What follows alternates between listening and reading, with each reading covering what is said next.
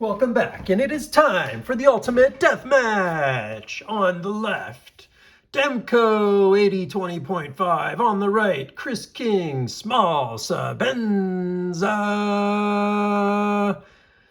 Oh man, this is the ultimate troll video of all time. So excited to do it. I've been thinking about this one for about a week. It was spurred off of the comments that I was seeing. There's a big drop coming out on BladeHQ for Demcos, and boy, I couldn't help but notice that half the comments were people saying, but you could get a Chris Reeves for that price. And I'm like, okay, that's an interesting comparison, or maybe not at all. You can see these are completely different knives here. Certainly both knives at the end of the day, and both play their roles, but there are a lot of comments about, hey, if you're going to spend $450, you're going to get G10, and you get better materials with Chris Reeves. And then there are people coming back and going, but dude, it's the Shark Lock, God's gift to locks.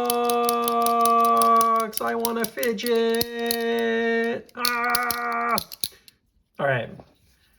First and foremost, there were a lot of comments also about US made, what's costs and all that stuff on materials. So if you were paying attention here, you may have noticed that these both are not only not made by John Demko and Chris Reeve and team, these are actually both clones. So I'm going to bring out some originals in a minute, but just wanted to make the point that you may or may not have even noticed the fact that I am right here holding two clones. I did a in-depth video on the to watch out for these clone Demcos and all the differences and stuff. Feel free to check that out. Maybe I'll link it in the description in case you're concerned about getting hit by a clone. But I wanted to show here that, look, at the end of the day, these can be produced for under $30 shipped to the US if they're made in China. And both of these are pretty darn close. Now the blade steels are a little inferior, but this is real titanium. Both companies have some level of innovation. Both companies have reputation, service, cost of labor, for their models made in the US. Demco also does make some knives in Taiwan, but we're gonna get rid of these two for a sec. But just let's make the point. For $30, you can have a very similar knife knockoff made in China. Please don't. I'm a big advocate for not buying clones and allowing these makers to do what they do and paying for what they do, because otherwise these knives would never exist. Copying them is illegal. It should not be done. And I've made a few videos on what to watch out for, so you're not buying those for full price. But let's get into it. Now, I'm going to be comparing mostly large size models because that's what's going to be dropping from BladeHQ. They're bringing out AD20S that are going to be looking like these boxes here. We have a few of them. Let's see, let me pull out just a G10 one first here. This one's LMAX. It's probably a Knife Center drop from the past. Yes, these are 400. They were actually 425. I don't know why BladeHQ's at 450. These were traditionally at $425 for the black G10. I don't know if their prices are going up now or something like that, which wouldn't be terribly surprising given the demand that they've generated and what's going on in the secondary market. I'm honestly shocked they didn't do it sooner if that's what's happening, but these Demcos are made 100% in the USA. Now, I don't know if the G10 itself is fabricated in the USA, but I can tell you I've seen pictures, block G10 cut out, blades hand ground or machine ground here in the US. The AD20S and the AD20 full size are absolutely US made knives. Yes, that's $450 in this upcoming drop. So I got a couple Chris Reeves here. One is a small Sabenza and one is a large Inkosi. And then I've got a AD20.5 from Demco over here. So I'm going to be comparing the AD20.5, which unfortunately, these are not available US made, but the price reflects it. This is a full Thai model with 3V blade steel, Shark Lock, all the innovation, made in Taiwan. $315 MSRP. Sometimes you can get them on sale or whatever, but that would be a very similar to what's $425 from Chris Reeve made in the USA. So you're making some trade-offs there, but this is what I'm categorizing as absurd knife comparisons, because I just don't know if someone's, if you have $425 to your name, is that why you're comparing a Chris Reeve? I don't know. Are you comparing carrying it? I just don't quite understand why someone looks at one knife and goes, well, I can get this other knife. If that's what you want, I mean, this is a completely different knife than this knife in so many ways. It's not even, I don't understand the comparison. So, here's the real Chris Reeves. This one's brand new in box. You can see how hard it was for me to roll out, because it hasn't even, in fact, I think I need to oil it a little bit or something, because it is like still breaking in. The phosphor bronze washers are, it may just need to be opened a bunch of times. I don't know. I've never really broken one in from new. I bought this one pre-owned, this Inkosi, to see what they were all about. And then I did buy this one here new. I think it was from White Mountain Knives when they had a drop. But it is certainly a nice knife. But again, I tell you what, in hand, like, these are shockingly similar. For $30 from China, crappy blade steel, versus S45 VN, the real deal. There are differences. I don't know if I'm going to do a video on Chris Reeves. I think there's enough videos on the Chris Reeves clones that I don't need to do one, but I knew that for the Demco one, there was no videos out there, so I did it.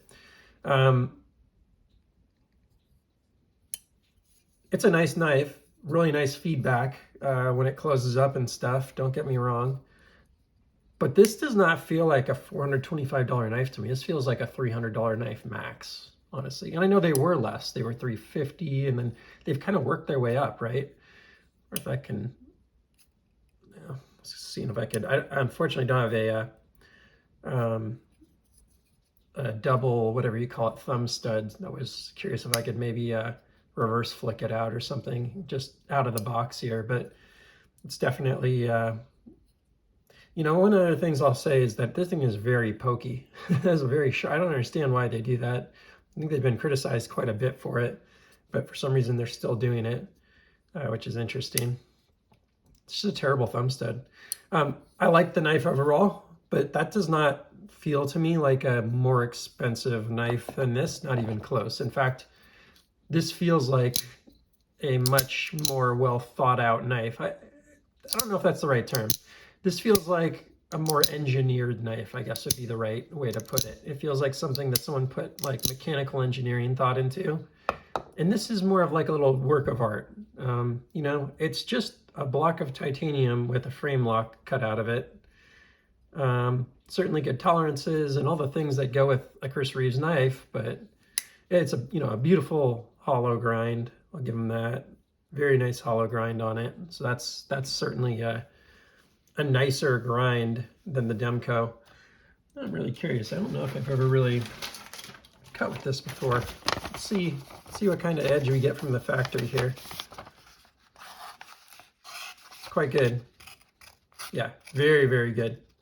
One of the best edges in my collection. I can just say that right now. Let's go ahead and tear this off and put it to the ultimate test here. This one's a little tall, but I do this test quite a bit. Or I see if you can cut down here. I'm gonna just hold the corner of it a little bit. Yeah, no, it's not the sliciest thing in my collection, I'll tell you that. There we go. I think I just need to get a start. It's pretty darn good. Pretty darn good. You can do the same thing with the, granted, again, this is the Taiwanese version here, but the Demco. It's actually, I think, a little bit of a better edge.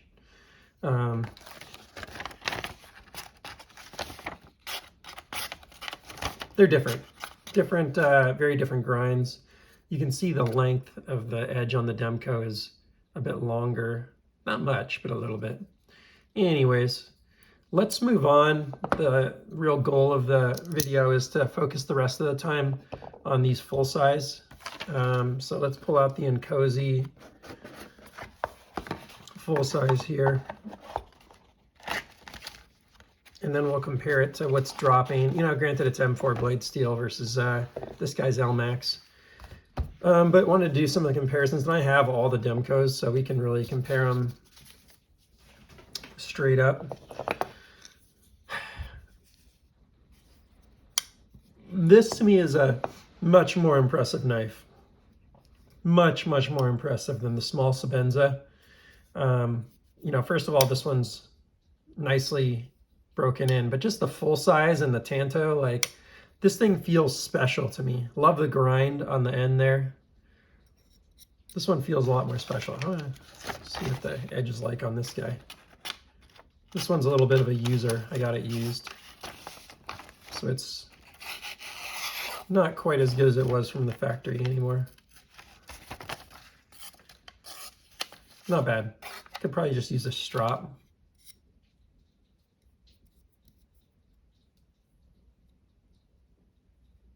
Yeah, good overall. This one is S35 yen, but obviously if you get one now, you're going to get it. I think they're starting to make these in Magna Cut too. But S45 yen or Magna Cut. I wonder if this guy can flip open.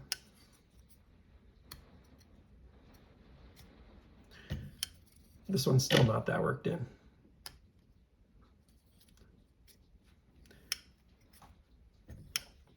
It's just so pokey. I hate using the meat of my thumb on it.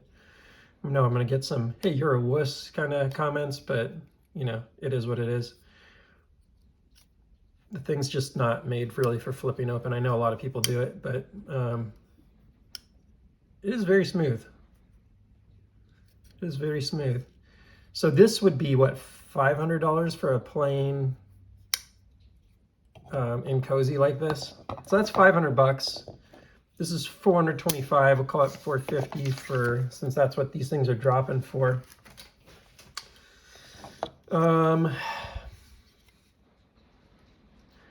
Feel in the hand on the Chris Reeves is definitely very good.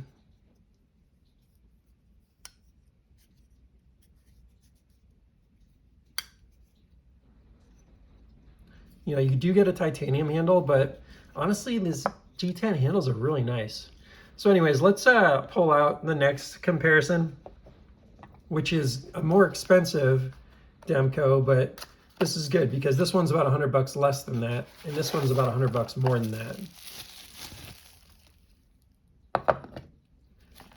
And that is the tie textured. I'm trying to think, the textured does not cost more either than the non-textured version. I have this here in a non-textured version also. I think they're both $625, or you can get a milled lightweight one for $675. So these are really good comparisons. Maybe it's just a better comparison to use that one, but to me, this is quite a step up in handle, right? Like, as nice as this is, it is just like a block of titanium, you know, carved out nicely, knocked down on the edges. Don't get me wrong, the fit and finish is nice, but I mean, it's pretty basic. I do like the finish, but you get the snail trails. Some people, you know, love the snail trails on there. This to me is nicer. It's more of a polished finish, stone washed. I mean, it's just, look, that's maybe 100 bucks more, but it's a lot more knife. I can tell you that right now. It is a lot more knife. Lengthwise and stuff, they're actually very similar, but you can see the thickness is definitely bigger here. You know, I think we're just going to pull the G10 out of here because I want to do the comparison on these two. That feels more appropriate. And then, hey, the Demco is more expensive, but is it justified? Let's start asking that question here. And I'll just leave this guy over here as a reminder that you can get this in a beautiful milled out tie that a lot of people feel like this is to die for. I think I may have seen that they are going to drop one of these also. I think it may just be in a drop point, or like, I think they call it the slicer shark. But man, every time I get this thing in hand, I'm like, I love it. It is so nice. Now, I actually don't think the AD20.5 is as nice. The textured one is a little abrasive. It's more of like a matte. Maybe if you use it a lot, it would kind of smooth out. But I can tell you from the factory, this one I don't love in hand, and I don't actually carry it because of that. Otherwise, I might. But if I had to pick my favorite handle, On the AD20S, the milled tie is just in a league of its own versus everything else. It's prettier looking, feels better in hand. This feels great in hand too, don't get me wrong, but that one's just on another level. That's really nice for me. It's all opinion at the end of the day. All this stuff is. So deathmatch, huh? I mean, you can hear I'm a little biased. I've obviously collected a lot more. I have 2 Chris Reeves and I have 30 Demcos. The Demco, you know, the fidget factor is definitely way better. Now I could sit here and roll out a Chris Reeves. Don't get me wrong. This has definitely got its appeal to kind of fidget with like this, but it's definitely not the same. In fact, if I'm going to do this now that I'm saying it, it feels very good, but it also does feel, I mean, granted, this is getting into a whole nother cost structure, but it's definitely a step down from this. Like if I'm going to roll out, oh my God, this thing is just, after using that, this feels like a dream. It's almost too loose. I almost need to like tighten this thing up or something. It's so smooth. This thing feels like oil slick. So that's a Rockstead. If I'm going to fidget with a phosphor bronze washer knife, gosh, that thing is, it's hard to believe the lockup is that good when it feels this good coming out. I mean, this is on such another level, I think, from the Chris Reeves. Now, I don't know if you use your Chris Reeve enough and how much this one's been used, because it was, again, used before I got it. Maybe if you use it enough, it gets to that level, but to me, this is a definite step down in fidget factor. It's not bad, but it's not nearly as enjoyable as the Demco. The Demco is just really fun. It's especially if you're like a firearms person, and I'm not big into my firearms. I haven't actually shot one of my guns for years, to be honest. I think I've done one gunshot in the last, when did I move here? 6 years. I have not shot guns since I moved to Bellingham, Washington from California, which is kind of ironic because California, you don't think of as a gun state, but I'm big on collecting and rarity, and so where things are rare, like guns in California aren't exactly rare, but a lot of guns are rare in California, if that makes sense, and you can buy them private party that you can't buy new. It's a really fun place to collect guns, actually. It's a frustrating place in some ways, but it's also, by having limits, it actually makes it more interesting. Off the firearms for now. So, you know, locking mechanism, I very clearly give that to Demco. I think this shark lock is so much better in so many ways. Now, the detent is a little more satisfying on the Chris Reeves. There's something very satisfying about that. The Demco is as well in a way, because you can like use the shark lock to pull the blade back in. You can see how that kind of works there. And same thing at the top. So there is a level of satisfaction to it. It's a lot like the axis lock, if you're familiar with the axis lock, where it moves as the blade moves through its path, the lock moves also. And so it has a fidget factor, kind of like a firearm, like a kind of thing that I love, but the detent itself on the Chris Reeves is kind of remarkable and particularly well tuned and stuff, so I like that there.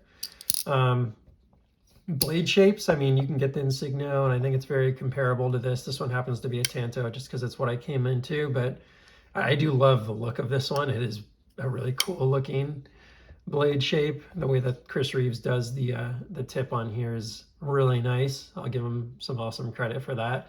I do have a custom Demco that has a Tanto like that, but the Shark's Foot to me is a better EDC, kind of like the Insigno on the Chris Reeves. The Unimzon doesn't have that as an option, the Insigno, so you know that's kind of a knock on that one. The Inkosi and Sabenza do though, so, or at least the Sabenza does. I think the Inkosi has it available also, but now I'm showing my lack of Chris Reeves knowledge here. But they're just such two different knives. I mean, if you want like a slow moving phosphor bronze, hard work kind of knife. And by hard work, I mean you can get it dirty because you got washers and stuff. I think you can get the Demcos pretty dirty also. In fact, you can put washers in them. I don't recommend it because I don't see many people run into issues with their bearings. They seem to stay fairly clean for whatever reason, but if you wanted to put washers in it, I have seen people do it. I've actually used one with them, and it's, to me, like you lose a lot of what they're all about with the washers, so I wouldn't personally do it, but it's there. Weight, let's see what the weight is. I think you almost give, I don't have a tie lightweight right here, unfortunately, but maybe I'll pull the G10 back out, which is more similar to the tie lightweight. There is also a carbon fiber version from Demco, so oops, throw out in ounces, so just under 5 ounces here. These ones are actually really big, so they're going to probably break the seal. They're over 7 ounces. This guy should be right around 6 1/4. Oh, 5 1/2. That's right. I was thinking of the tie lightweight. So 5.4. They're pretty similar, right? Within 10% of one another. If you go with the G10, which again is the cost comparable model, 450 versus 500 basically here. I guess with this extra plug, it's probably now like 525 or 550. Probably 550 if you got a dual thumb stud. I don't really know how the pricing on Chris King works super well. I'm getting so tempted. I really want to get a full flick out now that I'm like getting more comfortable with the knife. Oh, so close. You could definitely do it with like a little wrist added in. But anyways, let's not lose a finger here on the video. Availability, I mean, they're both very hard to get, so there's that. They're both hard to get a hold of, these knives. You're both drop dependent, but I'll say the Chris Reeves are easier to get. I feel like there are more Chris Reeves drops. They're a much bigger company. I don't know how much bigger, maybe 5 times bigger right now than Demco. I don't know the exact numbers, but I know Chris Reeves is definitely putting out more production. Demco has just opened or is opening a new factory, and once that's up and running, you're going to see probably a lot more in the US, a lot more of these US models available, which will be cool. Fit and finish, I'd say they're like really similar. Maybe you give a slight nod to Chris Reeves, but it's just slight to me. I think that the Demcos do a really good job on their sharpening, on their hardening. Generally they're well assembled. There are some AD20S that get lock stick because the shark lock is like not milled quite properly. That's the only thing I've seen go wrong on these. For the most part, they're really good. AD20.5s don't have that issue, and I don't think I've ever seen a full-size AD20 with that issue either. It's just some of the AD20S have had that issue, and I imagine they're working on getting rid of whatever that problem is. But the shark lock essentially has a hole in it with 2 pins that it slides along, and one of those, if it's too narrow, will catch on one of the pins, and then that's where your lock stick happens, and you got to pop that out of there. So it won't go all the way back, and it kind of gives you a lock stick, and then it needs to come out. But it looks a lot like this, the shark lock, and the pins are in here, or maybe it's 1 pin even that slides back and forth, and if that pin gets stuck here because it's not milled out completely, then that's been an issue for a very small percentage, and I've never seen someone that didn't get it worked out, either themselves or maybe Demco took care of them or something, but I've never seen someone that just said, I give up this knife. Choke up point, definitely like the Demco more because you have it's more ergonomic. Now I don't know, maybe the other variants have better choke up points. I don't know if the Inkosi has a better choke up point, but I think all the Chris Reeves may have that same shape there, so they're not good for getting up on. You can certainly do this and one of these or whatever, and I feel like it still feels pretty good there. Let me see how that feels on the large size one as well.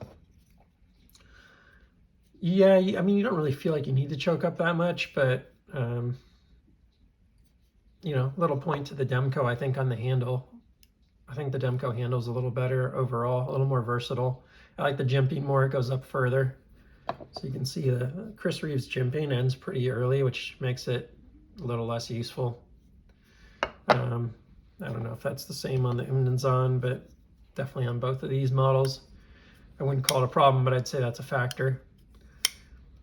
This thing's been sitting in the box for months. I think now that I'm starting to use it a little bit, it's starting to loosen up, or maybe I'm getting used to it. It definitely does feel good. Great feeling knife, but when I want to carry it all the time, then I gotta, it's not bad. I'm just kind of going in and out of the pocket here. I do carry a Demco AD20.5, so I'm definitely biased. I just thought that was really weird that everyone kept going, you can buy a Chris Reeve, you can buy a Chris Reeve. They're like no other ones. They weren't going like Medford, which costs like $600 to $1,000. They weren't talking about, I don't know, anyone else, right? There's so many US made knives, but everyone was talking about Chris Reeve. Maybe this is the benchmark and that's why, but if it's the benchmark, isn't it time for them to innovate on their lock and come out with a new model with a better lock? Maybe an inset frame lock? I would think that would be super cool. I don't think they do that. No, they don't, because it's up here. They don't do that on their micarta inlay. They are due for a little innovation, I think. Now, if you're them, why would you innovate, right? That would cost money, time, effort, stress. They have, what, 6 years of back orders or something like that? I bet that list is probably shortening now with the downturn in the economy, but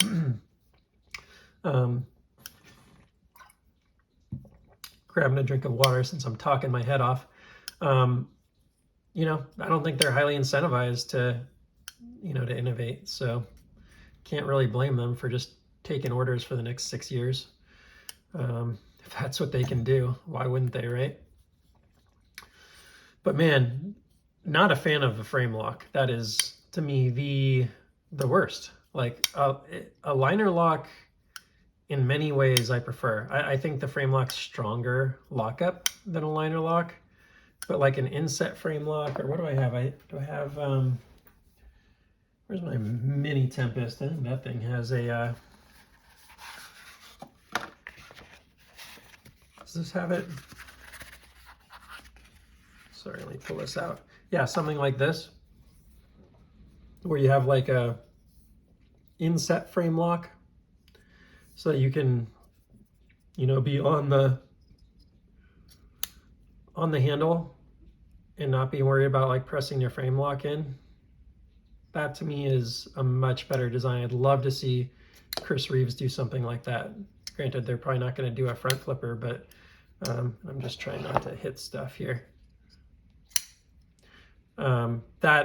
That would be really cool to see Chris Reeves do a little innovation on their lock. And that's not an innovative lock, right? That's been around for a long time, but I'd love to see a little something from Chris Reeves to take their lock game up to the next level. I know there are a bunch of people that just are comfortable with this. They use it properly, and look, there's no problem with that. If that's what you love, that's what you love. I'm definitely not trying to change any minds here. I'm just trying to say, seems like a weird comparison that everyone's going Demco for this price. It's like, yeah, if you have only one knife and this is the time that you're buying that knife, maybe that's like an interesting question to be asking or comparison to be making.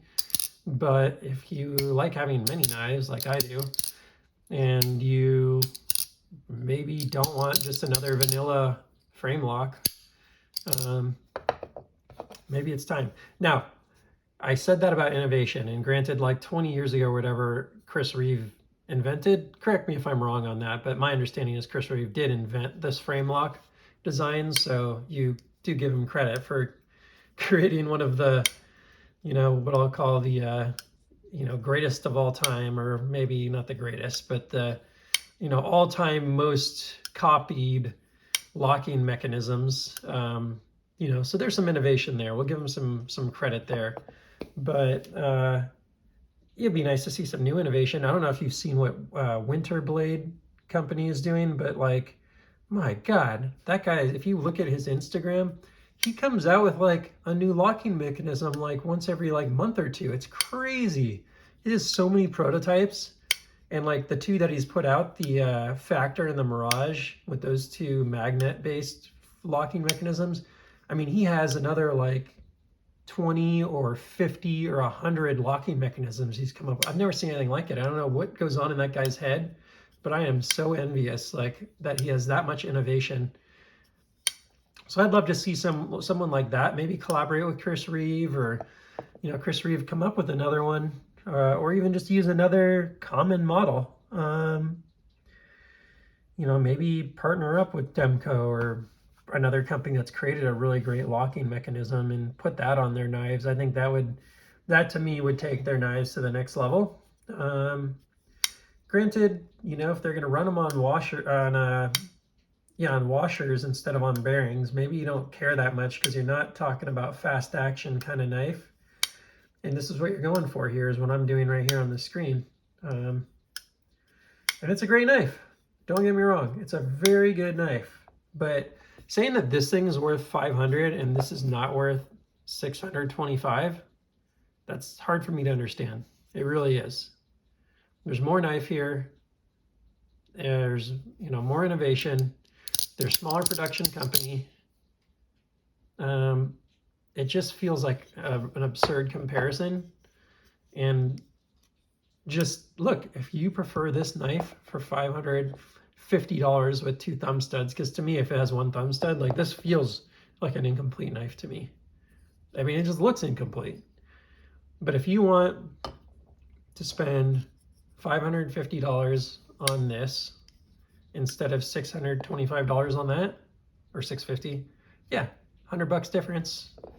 But to me, it doesn't feel like it's a less expensive knife than that. That's for sure. I don't know. So to me, I saw the comments on like Instagram and on YouTube and wherever else, Facebook. There are all sorts of people posting. And I'm not like one to go out there and start posting and arguing with people on social media. I just thought that was a very weird comparison and non-justified. Again, for $30, you can produce a very similar knife to either of these. So like, yeah, we're overpaying for US made, absolutely. But we're not overpaying, we're paying for US made because it costs a lot more money for this type of labor than this type of labor. Granted, I do not think anyone should go buy these clones. I've only used these to advocate against them in these videos. Do not give the money to these people that clone. I feel terrible that I paid $60 to the companies that have copied, these companies. But I wanted to do it to help, trying to deter this and make sure people aren't overpaying for this, this Demco in particular. Again, I got this one and then I did some searches and I realized there were a ton of videos on it already, so it didn't really matter. There's not like a ton of value in me doing a comparison, but there are certainly some very big differences here that I could immediately pick out. And starts with that hole in the frame there. It's pretty funny. So anyways, the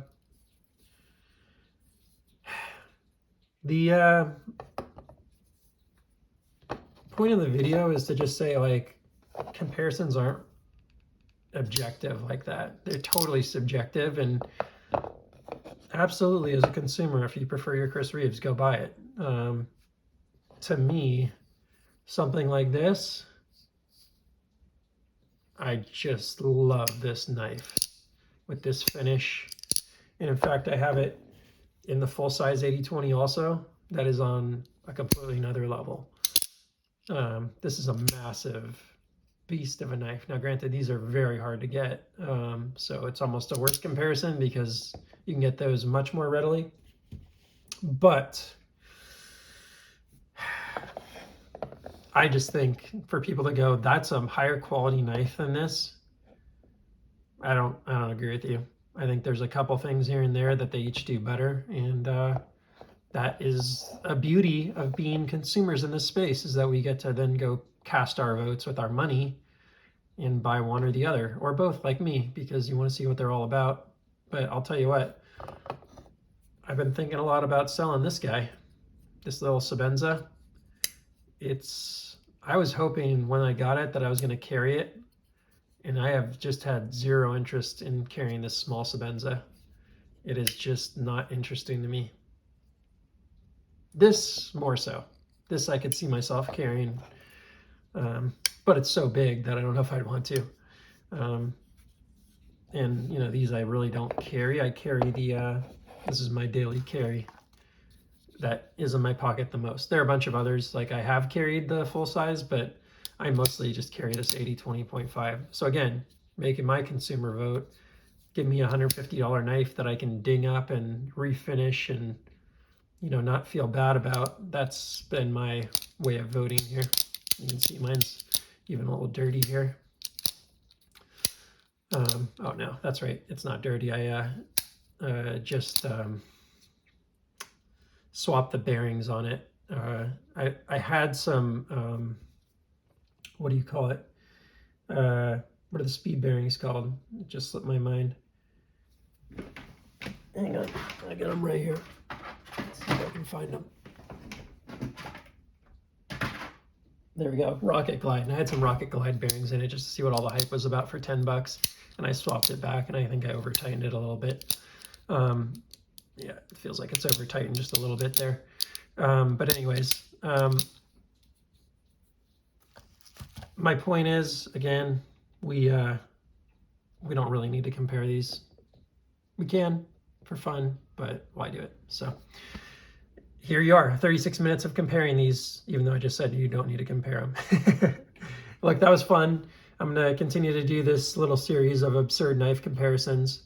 I appreciate you coming by, taking some time to learn about these, see them, and so on. And looking forward to spending some more time maybe on the Chris Reeves and comparing them to other things as well, now that they've kind of made it back to the surface of my collector box here. I got a couple toolboxes in the office here that have the knives in them, and these have now resurfaced. So hope you enjoyed the video. Please like, subscribe, and I will see you on the next one. Take care.